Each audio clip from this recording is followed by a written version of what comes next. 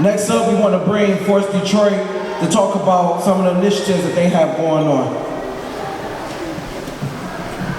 Hey, thank you all for being here. My name is Alia Harvey-Quinn and I'm the director of Force Detroit.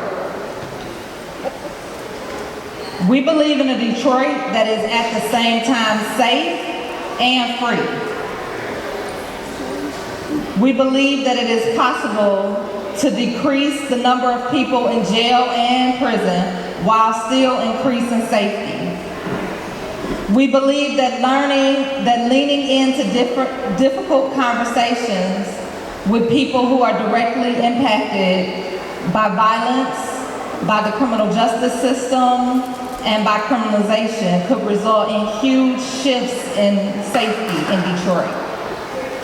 That's what we believe, but this is what we know. So we're part of a national organization called the Faith in Action Network. The Faith in Action Network works across the country to develop models for safety that emphasize community organizing and building relationships as inroads to building safety.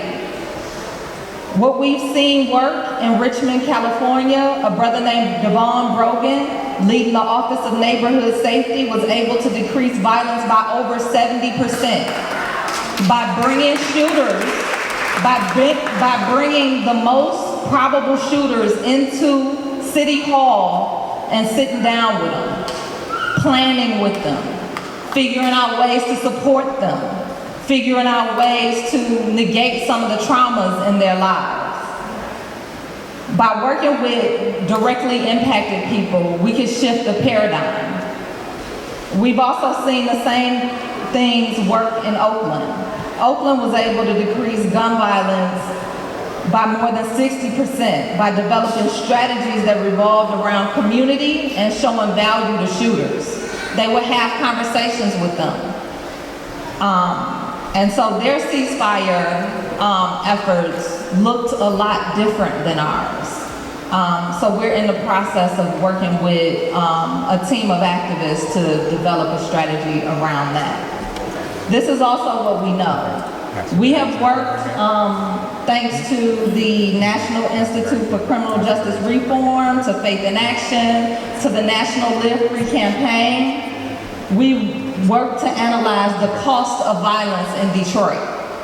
So in Detroit, it costs taxpayers over $31,000 per homicide. It costs at a county level $299,830. And on a statewide level, it costs over $1.2 million for a total of $1.6 million every time somebody is shot. Every time somebody is a victim of a gun injury, it costs $1.1 million. So these are the costs to taxpayers. Oh, please, we don't, please.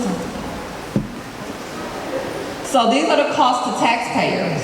And our ask is that we take a look at strategies that emphasize valuing community over valuing surveillance, over increased criminalization.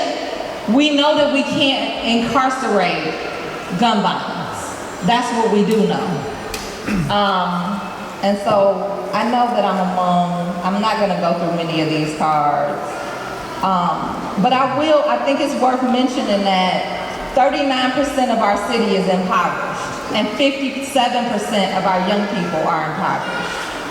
After completing a K through 12 degree, our children in Detroit are not guaranteed literacy. They're not even guaranteed the ability to be able to read. And then it follows that, of course, because of the educational requirements of most jobs, 55% of the population doesn't qualify for over 65% of the jobs in the city. So what are we leaving people to?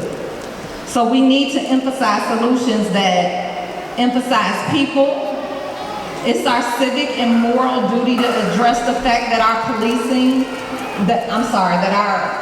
violence reduction strategies are not working well enough.